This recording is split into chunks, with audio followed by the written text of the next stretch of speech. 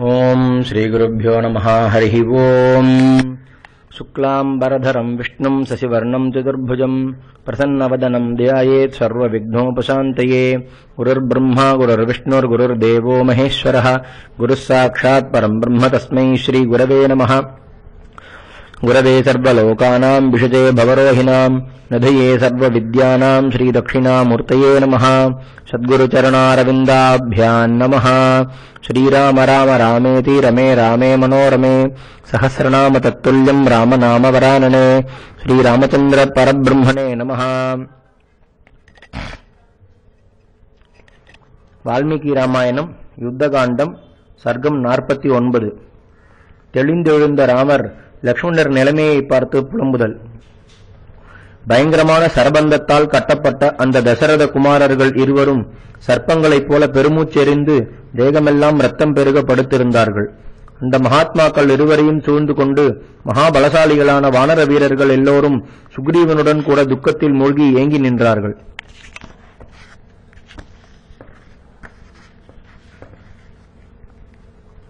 இப்படி இருந்தபோது வீரராகிய ராமர் தாம் சரங்களால் கட்டப்பட்டவராயிருந்த போதிலும் தமது அதிக பலத்தாலும் தைரியத்தாலும் மூர்ச்சை தெளிந்தார். பிறகு தனது தேகமெல்லாம் உதிரம் ஒழுக பானங்களால் நன்றாக கட்டப்பட்டு நொந்து வெகு பரிதாபமான முகத்துடன் தமது தம்பி விழுந்து கிடந்ததை பார்த்து துக்கம் மேலிட்டவராய் ராமர் புலம்பலானார். போரில் வெல்லப்பட்டவனாய் இப்போது என் தம்பி படுத்திருப்பதை பார்க்கின்றேனே. இனி எனக்கு சீதையால் என்ன பயன், அல்லது என் பிராணனால் தான் என்ன பயன்? இம்மானிட உலகத்தில் நன்றாக தேடி பார்த்தால் சீதையை போன்ற ஒரு பெண்ணை யான் காணலாம். உதவி செய்கின்றவனாகவும் போரில் வீரனாகவும் உள்ள இந்த லக்ஷ்மணனுக்கு சமமான தம்பி எங்கும் கிடைக்க மாட்டானே. சுமித்திரைக்கு மகிழ்ச்சி ஊட்டுபவனான லக்ஷ்மணன் இறந்திருப்பானேயாயின் நான் வானரர்கள் முன்னிலையில் தானே என் பிராணனை விட்டுவிடுவேன். நான் அந்த லக்ஷ்மணன் இல்லாமல் அயோத்தி சென்றால் அப்போது என் தாய் கௌசல்யனிடமும் கைகேயனிடமும் என்ன சொல்வேன்? புத்திரனை இழந்தும் மெய்பதறிக் கொண்டும் அன்றில் பேடு போல புலம்பிக் கொண்டிருக்கும் தனது குமாரனை காணும் ஆவலுடன் இருக்கும் எனது தாய் சுமித்திரையை நான் எவ்வாறு தேற்றுவேன்? சத்ருக்னனிடமும் புகழ்பெற்ற பரதனிடமும் நான் என்ன சொல்லுவேன்? எவனுடன் நான் வனத்திற்கு சென்றேனோ அவனையன்றி திரும்பும் நான் சுமித்திரையின் ஏசுதலை சகியேன். அந்தோ நான் இவ்விடத்திலேயே என் தேகத்தை விட்டுவிடுகிறேன். இனி நான் பிழைத்திருக்க மாட்டேன். கொடும் செயல் புரிகின்ற என்னை படிக்க வேணும். என் பொருட்டாக லக்ஷ்மணன் தரையில் விழுந்து உயிர் நீங்கினவன் போல் சரதல்பத்தில் படுத்திருக்கின்றான். லக்ஷ்மணா, இதுவரையில் நான் துயரப்படும் போதெல்லாம் நீயல்லவா என்னை தேற்றி வந்தாய். இப்போது நீ உன்னுயிரை இழந்திருக்கின்றபடியால் துக்கப்படுகின்ற என்னை தேற்றும்படி பேசுவதற்கு உன்னால் முடியாதே. எவனொருவன் போரில் பல அரக்கர்களை வதைத்து தரையில் வீழ்த்தினானோ அந்த வீரனே இப்போது சத்துருக்களால் வதைக்கப்பட்டு போர்க்களத்தில் படுத்திருக்கிறான். லக்ஷ்மணன் இந்த சரதல்பத்தில் படுத்தவனாகி தனது தேகம் முழுமையும் ரத்தம் பூசிய சரங்களால் மூடப்பட்டு அஸ்தமிக்க இருக்கும் சூரியனைப் போல் காணப்படுகிறான். பல பானங்கள் இவனுடைய மர்மஸ்தானங்களில் தைத்திருக்கின்றபடியால் இவன் பேசும் சக்தியற்றவனாக இருக்கிறான். பேசாமல் இருந்தாலும் இவன் பார்வையோ இவன் படும் வருத்தத்தை வெளியிடுகிறது. பேரொளி பொருந்திய இந்த உத்தமன் நான் காட்டுக்கு புறப்பட்ட போது எவ்வண்ணமாக என்னை தொடர்ந்து நின்றானோ அதுபோலவே நானும் இப்போது இவனை தொடர்ந்து யமனுடைய மாளிகைக்கு செல்வேன். எப்போதும் பந்துக்களிடத்து அன்பு வைத்திருப்பவனாகவும் எப்போதும் என்னை தொடர்ந்து நிற்பவனாகவும் இருந்த இந்த லக்ஷ்மணன் இன்றைக்கு துஷ்டனான என்னுடைய தீச்செயலால் இந்த நிலைமைக்கு வந்துவிட்டான். வீரனாகிய இந்த லக்ஷ்மணன் எவ்வளவுதான் கோபம் கொண்டிருந்தாலும் என்னை பார்த்து கடினமாகவாவது அனிஷ்டமாவது ஒரு சொல் சொன்னதை நான் ஒருபொழுதும் கேட்டதில்லையே. ஒரு தரம் வில்லை வளைத்து நானேற்றி ஒரே மூச்சில் 500 பானங்களை பிரயோகிக்க வல்ல கார்த்தவீர்யார்ஜுனனை காட்டிலும் ஒரு தரம் வில்லை வளைத்து நானேற்றி ஒரே மூச்சில் 500 பானங்களை பிரயோகிக்க வல்ல கார்த்தவீரியனை காட்டிலும் லக்ஷ்மணன் வில்வித்தையில் அதிகம் வல்லவனாயிற்றே. தேவராஜனான இந்திரனே அஸ்திரங்களை தொடுத்த போதிலும் அந்த அஸ்திரங்களை எல்லாம் தனது அஸ்திரங்களால் நாசமாக்குவானே. சிறந்த படுக்கையில் படுத்திற்கு உரிய இவ்வீரன் வெறும் தரையில் உயிரிழந்து படுத்திருக்கிறான். நான் விபீஷணரை ராட்சசராஜனாக சொன்னபடி செய்யவில்லையே. நான் பொய்யாக சொன்ன வாக்குதத்தம் என்னை எரிக்கிறதே. சுக்ரீவரே, நான் வல்லமையற்றவன் என்பதை அறிந்து கொண்டு பலசாலியாகிய ராவணன் தங்களை துரத்தும் முன்னே தாங்கள் இவ்விடம் விட்டு ஓடிப்போவது நன்மை. மகாராஜரே, அங்கதனை முன்னிட்டுக் கொண்டு சேனையுடனும் நண்பர்களுடனும் நீலன் நலன் என்ற இவர்களுடனும் தாங்கள் சடுதியில் சமுத்திரத்தை தாண்டுங்கள். போரில் எவராலும் செய்ய முடியாத பெருங்காரியங்களை அனுமான் செய்தான். கோலாங்கூலர்களுடைய மன்னவராலும் ரிக்ஷராஜராலும் செயற்கரிய போர் செய்யப்பட்டது. போரில் அங்கதன், மைந்தன், விதன் என்ற இவர்கள் செய்த காரியங்களையும், முனைமுகத்திலே கேசரி, சம்பாதி என்னும் இவர்கள் பயங்கரமாக செய்த தொழிலையும், கவையன், கவாக்ஷன், சரபன், கஜன் என்றவர்களும் இன்னும் எனக்காக உயிரை இழக்குமாறு நிச்சயித்த மற்ற வானர வீரர்களும் செய்த போரையும் கண்டதனால் மகிழ்கிறேன். சுக்ரீவரே, விதியை மனிதர்களால் வெல்ல முடியாது. சூரியகுமாரரே, பகைவரை தபிக்கச் செய்பவரே, தாங்கள் என்னிடம் வைத்திருக்கும் நட்பிற்கும் தங்கள் பருவத்திற்கும் தக்கபடி எவ்விதமாக நடந்து கொள்ள வேண்டுமோ அவ்விதமாக தர்மத்திற்கு அஞ்சி தாங்கள் நடந்தீர்கள். வானர வீரர்களே, நீங்கள் எல்லோரும் உங்கள் நண்பனுக்கு செய்ய வேண்டிய காரியத்தை செய்துவிட்டீர்கள். இனி நான் உங்களுக்கு விடை கொடுத்து விட்டேன். உங்களுக்கு இஷ்டமான இடங்களுக்கு செல்லலாம் என்றார். அந்த வானரர்கள் எல்லோரும் ராமர் அவ்வாறு புலம்பியதை கேட்டு தங்கள் கண்கள் சிவந்தவர்களாய் கண்ணீரை வெள்ளமாக பெருக்கலானார்கள். பிறகு விபீஷணர் எல்லா சேனைகளையும் நிறுத்தி கதையும் கையுமாக வெகு வேகத்துடன் ராமர் இருந்த இடத்தை நாடி வந்தார். அஞ்சனமலை கொப்பாகிய கருத்த மேனியுடன் அவ்வளவு விரைவாக அவர் வருவதை கண்ட வானரர்கள் இந்திரஜித் என்று மயங்கி பல திசைகளை நோக்கி ஓடலானார்கள். வால்மீகி ராமாயணம் யுத்தகாண்டம் சர்க்கம் 50. கருட பகவான் நாகபாசத்தை நீக்குதல். பிறகு மகாபலம் பொருந்திய வானரராஜன் தனது சேனையை நோக்கி, ஏன் இச்சேனை எதிர்காற்றால் நீரில் ஓடம் தத்தளிப்பது போல் தத்தளிக்கிறது என்றான். சுக்ரீவன் வினவியதை கேட்டு வாலியின் குமாரனான அங்கதன், தசரத குமாரர்களான ராமலக்ஷ்மணர் என்ற இருவரும் இந்திரஜித் ஏவிய நாகபாசத்தால் கட்டுண்டு தங்கள் தேகமெங்கும் ரத்தம் பெருக சரப்படுக்கையில் படுத்திருப்பதை தாங்கள் காணவில்லையா என்றான். அதை கேட்டதும் சுக்ரீவன் தனது குமாரனாகிய அங்கதனை பார்த்து பின்வருமாறு சொல்லலுற்றான். இவர்கள் இப்படி ஓடுவதற்கு இதுதான் காரணம் என்று எனக்கு தோன்றவில்லை. இதுவன்றி ஏதோ பயம் ஒன்று உதித்திருக்க வேண்டும். இந்த வானரர்கள் தங்கள் முகக்களை குறைந்து தங்கள் ஆயுதங்களை எறிந்துவிட்டு தங்கள் கண்களை மகிழ்ச்சியோடு விழித்துக் கொண்டு நாம் இப்படி ஓடுகின்றோமே என்ற வெட்கத்தையும் விட்டவர்களாக பின்திரும்பி பார்க்காமலேயே ஒருவரையொருவர் கட்டி இழுத்துக் கொண்டும் தவறி விழுந்தவர்களை தாண்டிக் கொண்டும் பல திசைகளையும் நோக்கி ஓடுகிறார்கள் என்றான். இப்படி சுக்ரீவன் சொல்லிக் கொண்டிருக்கும் போதே கதாயுதத்துடன் விபீஷணர் அவ்விடம் வந்து சுக்ரீவனை வாழ்த்திவிட்டு ராமர் இருந்த நிலைமையை பார்த்தார். இந்த விபீஷணர் வருகையைக் கண்டுதான் வானரர்கள் அஞ்சி ஓடினார்கள் என்பதை சுக்ரீவன் அறிந்து கொண்டதும் தனக்கு அருகில் இருந்த ஜாம்பவானை நோக்கி, விபீஷணர் இங்கு நம்மை நாடி வந்தார். இவரை கண்டதும் வானரர்கள் எல்லாம் இவரை ராவணனுடைய குமாரனான இந்திரஜித் என்று எண்ணிக்கொண்டு பயந்தோடுகிறார்கள். ஆகையால் மிகவும் பயந்தோடுகின்றவர்களை எல்லாம் கூப்பிட்டு வந்தவர் விபீஷணர் என்று சொல்லி தேற்றி நிறுத்துங்கள் என்று கட்டளையிட்டான். இப்படி சுக்ரீவன் கூறியவுடனே ரிக்ஷராஜனான ஜாம்பவான் ஓடின வானரர்களை தேற்றி தடுத்தான். அவ்வானரர்களெல்லாம் அவ்விதமாக ஜாம்பவான் சொன்னதை கேட்டு விபீஷணரை பார்த்து பயம் தெளிந்து ஓடுவதை விட்டு திரும்பினார்கள்.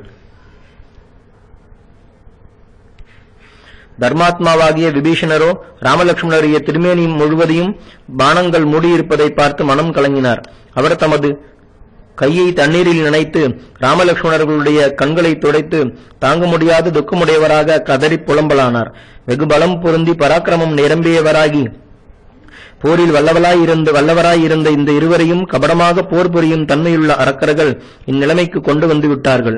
துராத்மாவும் என் தமையன் குமாரனுமாகிய அக்கொடியவன் அரக்கர்களுக்கு இயல்பான கோணல் புத்தியை கொண்டு தர்ம யுத்தம் செய்யும் இவ்வுத்தமர்களை மோசம் பண்ணினான். நன்றாக அம்புகளால் அடிபட்டு உடம்பு முழுதும் ரத்தம் வடிய பூமியில் படுத்திருக்கின்ற இந்த இரு வீரர்களும் முள்ளம்பன்றிகள் போல் தோன்றுகிறார்கள். எவர்களது வீரியத்தையே ஆதரவாக கொண்டு நான் பிரதிஷ்டை அடையலாம் என்று ஆசை கொண்டிருந்தேனோ, மானிடர்களில் சிறந்த அந்த இருவரும் தமது தேகங்கள் ஒழியும்படி தூங்குகிறார்கள். இப்போது நான் உயிருடன் இருப்பதால் ராஜ்யத்தை பெறலாம் என்ற எண்ணம் ஒழிந்து ஆபத்தை அடைந்தவனானேன். பகைவனான ராவணன் தன் பிடிவாதம் நிறைவேறுமாறு பூர்ண மனோரதனானான் என்று அழுது நின்றார். இவ்விதமாக புலம்பிக் கொண்டிருந்த விபீஷணரை சாத்விக குணமுடைய சுக்ரீவன் கட்டிக்கொண்டு பின்வருமாறு தேற்றல் உற்றான்.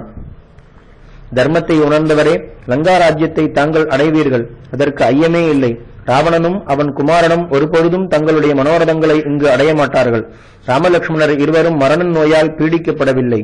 இவ்விருவரும் தங்கள் மோகம் நீங்கினவுடன் ராவணனை இனத்தோடு போரில் வதை செய்வார்கள் என்றான்.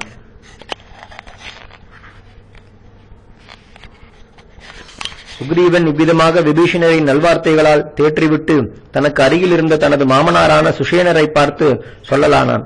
சகோதரரான இந்த இரு வீரர்களும் மூர்ச்சை தெளிந்ததும் இவர்களை அழைத்துக் கொண்டு சூரர்களான வானர வீரர்களுடன் தாங்கள் கிஷ்கிந்தை செல்லுங்கள். நான் இங்கு தங்கி ராவணனை குமாரர்களுடனும் சுற்றத்துடனும் கொன்று தான் இழந்த சம்பத்தை இந்திரன் கொண்டு வந்தது போல் சீதாதேவியை மீட்டுக் கொண்டு வருகிறேன் என்றான். இவ்வாறு வானரவேந்தன் சொன்னதை கேட்டு சுஷேனன் பின்வருமாறு சொல்லலானான். தேவர்களுக்கும் அசுரர்களுக்கும் நடந்த கடும்போரை நான் பார்த்திருக்கிறேன். அப்போது அஸ்திரவித்தையில் மிகவும் வல்லவர்களான அசுரர்கள் ஆயுதங்களில் வல்ல தேவர்களை அடிக்கடி மறைந்து அடித்தார்கள். அந்த தேவர்கள் தாங்க முடியாமல் அறிவு தப்பி தங்கள் உயிர்களை இழந்தவர்களாகவே ஆனார்கள். அப்போது ப்ரஹஸ்பதி அவர்களை மந்திரங்களுடன் கூடிய வித்தைகளாலும் மூலிகைகளாலும் சிகிச்சை செய்தார். ஆகையால் சம்பாதி, பனசன் முதலிய வானரர்கள் அம்மூலிகைகளை விரைவில் கொண்டு வரும் பொருட்டு க்ஷீரசமுத்திரத்திற்கு வெகு வேகமாக செல்ல வேண்டும். மலையின் மேல் வளர்கின்ற அம்மூலிகைகளை வானரர்கள் நன்றாக அறிவார்கள். தேவர்களின் பொருட்டு உண்டாக்கின திவ்ய மூலிகைகளான சஞ்சீவ கரணியையும் விசல்ய கரணியையும் கொண்டு வரச் செல்லட்டும். உத்தமமான க்ஷீரசமுத்திரத்தில் எங்கு தேவர்கள் அமிர்தத்தை கடைந்தெடுத்தார்களோ அங்குதான் சந்திரன், துரோணன் என்ற 2 மலைகள் இருக்கின்றன. அம்மலைகளிலே உத்தமமான அந்த மூலிகைகள் முளைத்துள்ளன. தேவர்கள் இம்மூலிகையை அந்த இடத்தில்தான் வைத்தார்கள். வேந்தரே, வாயு பகவானுடைய புதல்வனான அந்த அனுமான் அவ்விடம் போகட்டும் என்றான். விதமாக இவர்கள் சொல்லிக் கொண்டிருக்கும் போது மின்னலுடன் கூடிய மேகங்களையும் சமுத்திரத்தின் ஜலத்தையும் கொந்தளிக்கச் செய்து கொண்டு மலைகளை நடுங்கச் செய்து கொண்டு ஒரு பெருங்காற்று உண்டாயிற்று. அவ்வாறு கருட பகவானது சிறகால் உண்டாகிற பெருங்காற்றால் லங்கையில் உள்ள பெரும் மரங்கள் எல்லாம் கிளைகள் முறிந்து வேரோடு பெயர்ந்து சமுத்திரத்தில் விழுந்தன. லங்கையில் இருக்கின்ற சிறந்த உடலை பெற்ற பாம்புகள் நடுநடுங்கின. ஜலஜந்துக்கள் எல்லாம் நீரில் மூழ்கி சமுத்திரத்தின் அடித்தரையில் சென்றன. பிறகு ஒரு முகூர்த்த காலத்திற்குள் எரியும் தீ போல விளங்குகின்ற வினதையின் புதல்வனான மகாபலமுள்ள கருட பகவானை எல்லா வானர வீரர்களும் கண்டார்கள். அக்கருட பகவானது வரவை கண்டதும் மகாபலவான்களான ராமலட்சுமணர்களை சரவடிவமாக கட்டியிருந்த நாகங்கள் பயந்தோடி விட்டன. பிறகு கருட பகவானும் காகுத்ஸ்தர்களை கண்டு சந்தோஷித்து சந்திரன் போல் விளங்கின அவர்களது முகங்களை தனது கையால் தடவி கொடுத்தான். கருட பகவான் கைப்பட்டதும் ராமலட்சுமணருடைய ரணங்களெல்லாம் ஆறின. அவ்விருவருடைய திருமேனிகளும் தங்கம் போல் நிறமமைந்து வழுவழுப்படைந்தது. அன்றியும் அந்த இருவரது ஒளி, வீரியம், பலம், தேககாந்தி, சிறந்த குணமாகிய உற்சாகம், நுண்ணறிவு, விவேகம், ஞாபக சக்தி இவைகளெல்லாம் முன்னிருந்ததை விட இரட்டிப்பாக விளங்கின. இந்திரனுக்கு ஒப்பாக மகாவீரரான அந்த இருவரையும் கருட பகவான் எழுப்பி அவர்கள் சந்தோஷமாக எழுந்து நின்றவுடன் அவர்களை தழுவிக் கொண்டான். அப்போது ராமர் அந்த கருடனை நோக்கி, தங்கள் கருணையால் இந்திரஜித்தினால் உண்டான பெரிய ஆபத்திலிருந்து நாங்கள் இருவரும் இப்பொழுது விடுவிக்கப்பட்டோம். அன்றியும் முன்போலவே பலமுள்ளவர்களாகவும் செய்யப்பட்டோம்.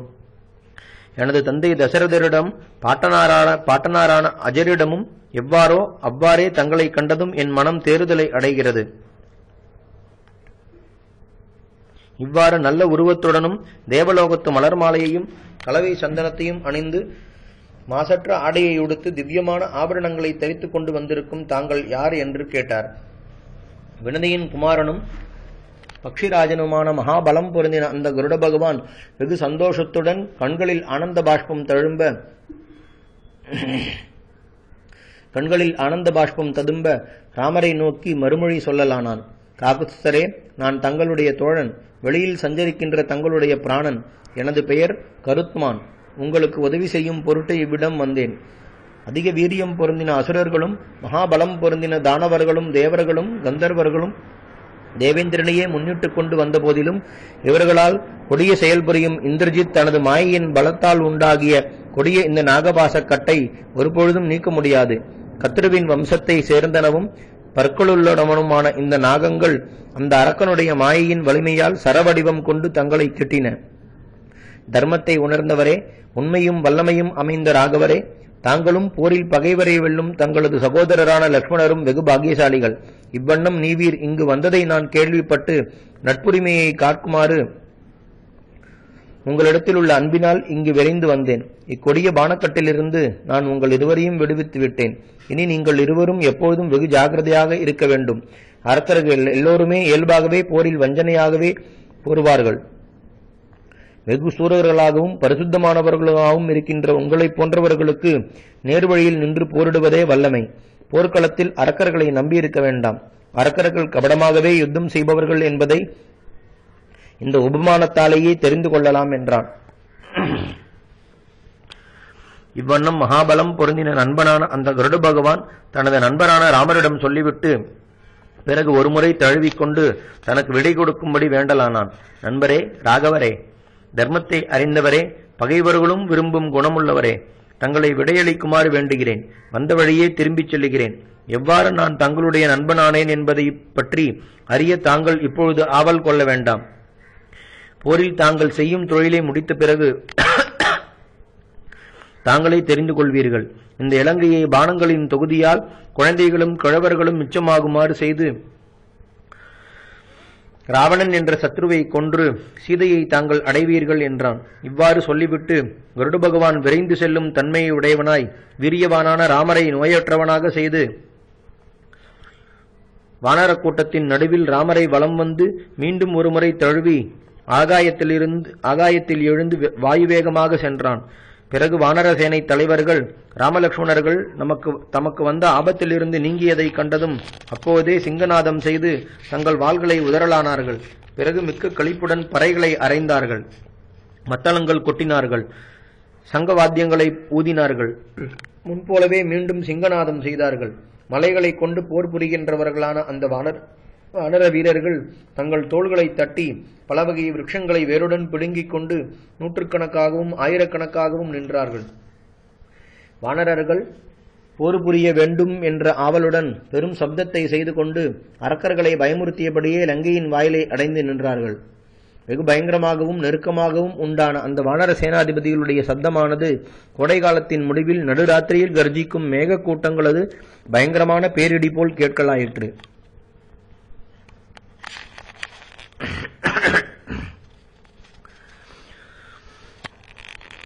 வால்மீகி ராமாயணம் யுத்தகாண்டம் சர்க்கம் 51.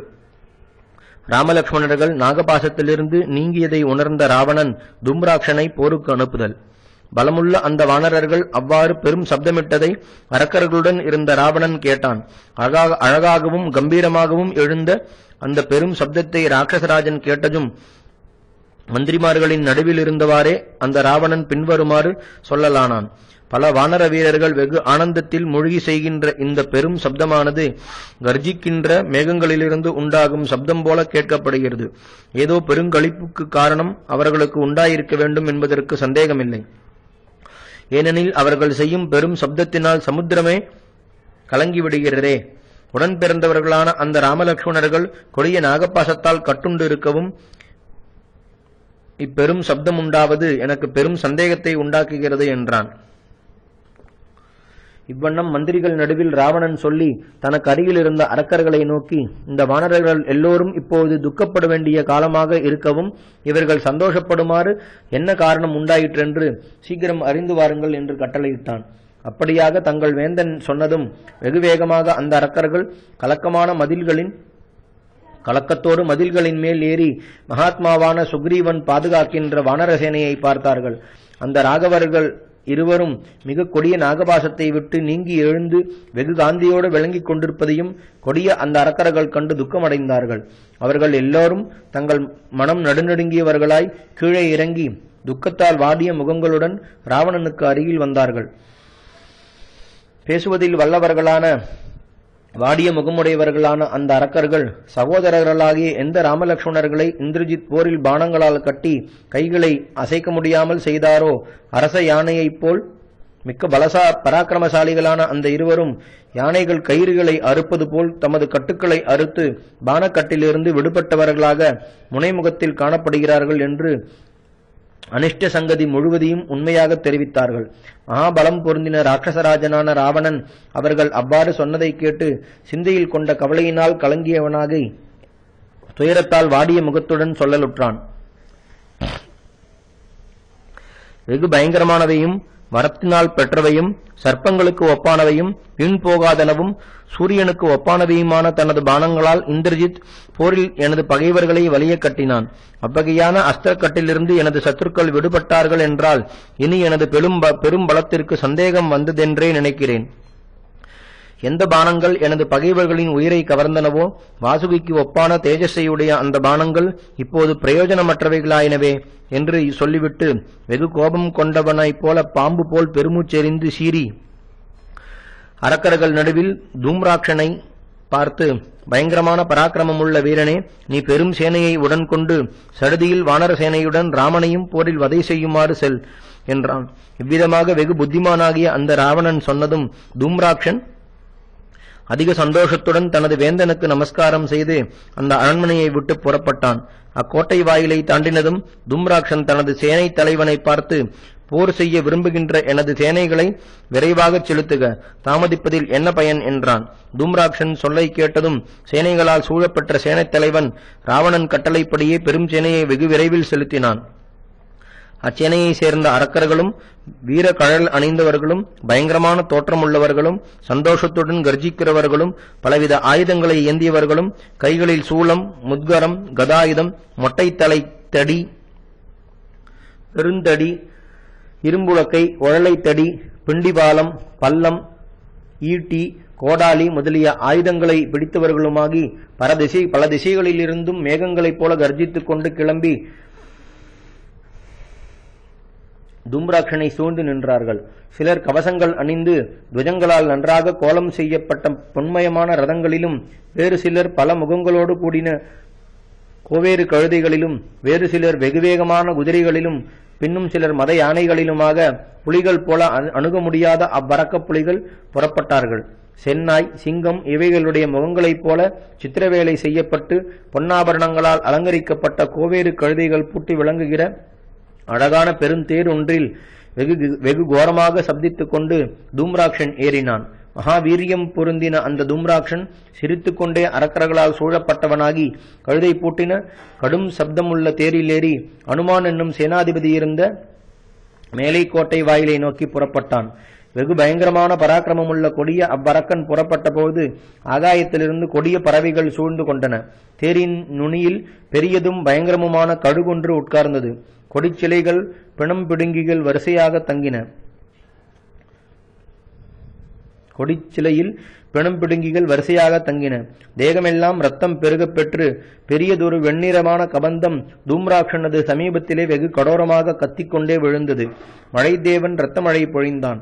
பூமி நடுங்கிற்று. இடி முழக்கம் போல சப்தம் பண்ணிக்கொண்டு எதிர்காற்று வீசலாயிற்று. பேருருள் மூடி திசைகள் புலப்படவில்லை. இவ்விதமாக அரக்கர்களுக்கு பயம் வந்ததென்பதை எடுத்துக்காட்டும் பயங்கரமான அபசகுணங்களை தூம்ராட்சன் கண்டு மனம் கலங்கினான். அந்த தூம்ராட்சனுக்கு முன் சென்ற எல்லா அரக்கர்களும் மோகமடைந்தார்கள். பிறகு மிக பலசாலியான போர் புரிவதில் ஆசை கொண்டவனான வெகு பயங்கரனான தூம்ராட்சன் அரக்கர்களால் சூழப்பட்டு வெளியே புறப்பட்டு அந்த ராகவர்களால் ரட்சிக்கப்பட்டு கடல் போல் வெகு கம்பீரமாக விளங்கும் பெரிய அந்த வானர சேனையை தனது கண்களால் பார்க்கலானான். வால்மீகி ராமாயணம் யுத்தகாண்டம் சர்க்கம் 52. தூம்ராட்சனை ஹனுமான் வதைத்தல். யாவரும் அஞ்சத்தக்க பராக்கிரமம் பொருந்தின தூம்ராட்சன் என்ற அரக்கன் அவ்வாறு வெளிப்புறப்பட்டு வருவதை வானரர்கள் எல்லோரும் பார்த்து சண்டையை எதிர்பார்த்திருந்தவர்களாகையால் வெகு சந்தோஷம் கொண்டு ஆரவாரம் செய்தார்கள். அப்போது வானரர்களுக்கும் அரக்கர்களுக்கும் விருட்சங்களாலும் சூளங்களாலும் இரும்பு உலக்கைகளாலும் ஒருவரையொருவர் தாக்குகின்ற வெகு பயங்கரமான யுத்தம் நடக்கலாயிற்று. பலவிதமாய் பயங்கரமான உழலை தடிகளினாலும் முத்தலை சூளங்களினாலும் பெருந்திரளான கொடிய அரக்கர்கள் வானரர்களை நாற்புறத்திலும் அழிக்கலானார்கள். வானரர்களும் பெரும் மரங்களைக் கொண்டு அரக்கர்களை தரையோடு தரையாக செய்தார்கள். அரக்கர்களும் வெகு கோபம் கொண்டவர்களாகி கழுகுகளின் இறகுகளோடு கூடின காலாந்தகன் போல் விளங்குகின்ற நேராக பாயும் தன்மையுள்ள பல கூரிய பானங்களால் புடைக்கலானார்கள். அவ்வாறு பயங்கரமான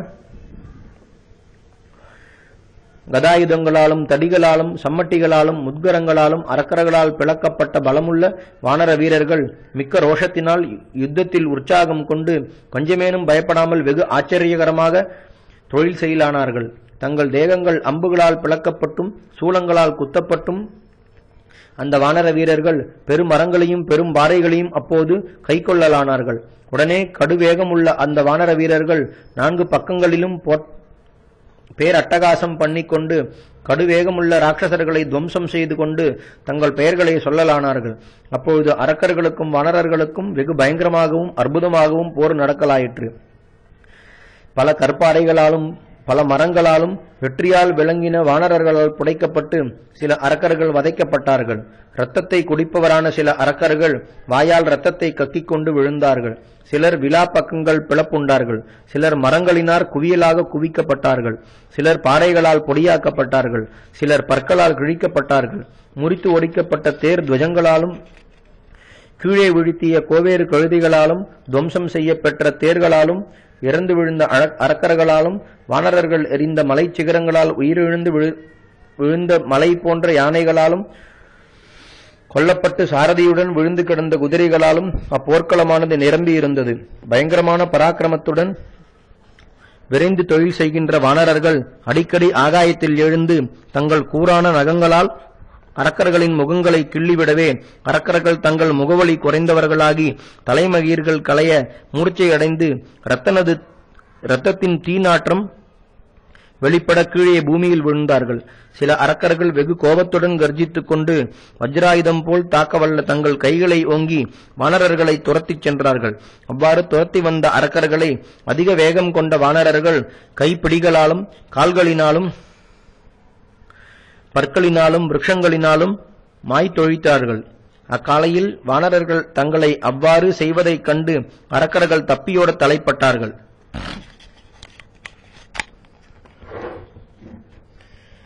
அப்பொழுது தனது சேனை அஞ்சியோடுவதை வெகு வீரனான தூம்ராக்ஷன் பார்த்து கோபம் கொண்டு யுத்தம் செய்ய விரும்பி வந்த வீரர்களை நாசம் பண்ணலானான். வானரர்களை நாசம் பண்ணலானான். அப்போது சில வானரர்கள் ஈட்டிகளால் குத்தப்பட்டு இரத்தத்தை கக்கலானார்கள். சில வானரர்கள் இரும்புலக்கைகளால் அடியுண்டு தரையில் சாய்ந்தார்கள். சிலர் உழைலை தடிகளால் ஓங்கி அடிக்கப்பட்டார்கள். சிலர் பிண்டி பாகங்களால் அடிக்கப்பட்டார்கள். பிண்டி பாலங்களால் அடிக்கப்பட்டார்கள். சிலர் பட்டசத்தால் மோதப்பட்டு கலங்கி உயிரை இழந்தார்கள். சிலர் சூலத்தால் குத்துண்டு இரத்தத்தை பெருக்கினார்கள். சில வானரர்களை அரக்கர்கள் முனைமுகத்தில் துரத்தி கொன்றார்கள். சில வானரர்கள் விலா பக்கங்களில் ஒரு பக்கம் நொறுங்கி இருதயம் பிளப்புண்டு விழுந்தார்கள். சிலர் முத்தலை சூலத்தினால் குத்தப்பட்டு குடல் வெளிக்கிளம்ப மாய்ந்தார்கள். இவ்வாறு மலைகளைக் கொண்டும் விருட்சங்களைக் கொண்டும் அரக்கர்களினாலும் வானரர்களினாலும் கைகலந்த நடத்தப்பட்ட அந்த பெரும் போர் மிகவும் பயங்கரமாக பெரும் சப்தத்தை உடையதாய் விளங்கிற்று. விற்களின் நாண்களே இனிய நரம்புகளாகவும் மாய்பவர்களின் விக்கல்களை தாளங்களாகவும் அவர்கள் ஈனஸ்வரமாக பேசுவதே மிருதுவான ராகமாகவும் அமைய யுத்த சங்கீதமானது அப்பொழுது நடக்கலாயிற்று. தூம்ராக்ஷனும் கையில் வில் பிடித்தவனாக சிரித்துக் கொண்டே அப்போர்க்களத்தில் வானரர்களையெல்லாம் சரமாரி பொழிந்து பல திசைகளில் துரத்தி அடிக்கலானான். வானரசேனை தூம்ராக்ஷனால் இவ்வாறு இம்சிக்கப்பட்டு கலங்கினதை ஹனுமான் பார்த்து வெகு கோபம் கொண்டு தனது கையில் பெருமலையொன்றை எடுத்துக்கொண்டு ஓடி வந்தார். தனது தந்தையான வாயுவுக்கு ஒப்பான பராக்கிரமமுள்ள அம்மாருதி கோபத்தால் கண்கள் இரட்டிப்பாக சிவக்க அந்த தூம்ராக்ஷனது தேரை நோக்கி அம்மலையை எறிந்தான். மலை ஒன்று வருவதைக் கண்ட தூம்ராக்ஷன் வெகு பரபரப்புடன் கதாயுதமொன்றை கைப்பற்றிக் கொண்டு வெகு வேகமாக தனது ரதத்தை விட்டு குதித்து பூமியில் நின்றான். அம்மலையும் சக்கரம் ஏற்கால் குதிரை கொடி என்ற இவைகளுடன் அவனது ரதத்தை முறித்து பூமியில் விழுந்தது. வாயுகுமாரனான ஹனுமான் அத்தேரை நாசம் பண்ணின பின்பும் பல விருட்சங்களை கிளைகளுடன் பறித்து அரக்கர்களை ஒழிக்கலானான். அரக்கர்கள் மரங்களினால் தலைகள் முறிந்தவர்களாகி இரத்த வெள்ளம் பெருக பூமியில் விழுந்தார்கள். வாயு பகவானது குமாரனான அனுமான் ராட்சச சேனைகளை பறக்கடிக்க செய்துவிட்டு மலையின் சிகரம் ஒன்றை கையில் எடுத்துக்கொண்டு தூம்ராக்ஷனை நோக்கி ஓடினான். அவ்வாறு தன்னை நோக்கி விரைந்து வருகின்ற அனுமானை பார்த்து வீரனான தூம்ராக்ஷன் தனது கதையை ஓங்கினவனாக கர்ஜித்துக் கொண்டே அவனுக்கு எதிர்முகமாக செல்லலானான். பிறகு அந்த தூம்ராக்ஷன் பல முட்களை உடைய அந்த கதாயுதத்தை ஹனுமானது தலையில் விழும்படி வெகு வேகமாக எறிந்தான். பயங்கரமான அக்கதையால் ஹனுமான் அடிபட்டனன். வாயு பகவானுக்கு ஒப்பான பலமுள்ளவனான அனுமான் அந்த அடியை லட்சியம் செய்யாமலேயே தூம்ராட்சனுடைய நடுத்தலையில் விழும்படி அந்த மலைச்சிகரத்தை எறிந்தான். உடனே அவ்வரக்கனும் அச்சிகரத்தால் மோதப்பட்டு எல்லா உறுப்புகளும் சிதறுண்ட பர்வதம் போல் பூமியில் விழுந்தான். தூம்ராட்சன் மடிந்ததை கண்டதும் எஞ்சியிருந்த அரக்கர்கள் பயந்து லங்கைக்குள் புகுந்து கொண்டார்கள். சத்ருவை கொன்ற சிரமம் மேலிடப் பெற்ற மகாத்மாவான வாயுகுமாரனான அந்த அனுமான் தனது சத்ருவை கொன்று போரில் தான் பட்ட ரணங்களால் தனது உடம்பில் இரத்தமோட எல்லா வானரர்களும் தன்னை கொண்டாட சந்தோஷமடைந்திருந்தான். ஸ்ரீ ராமச்சந்திர பரபிரம்மணே நமஹ. ஹரிஹி ஓம்.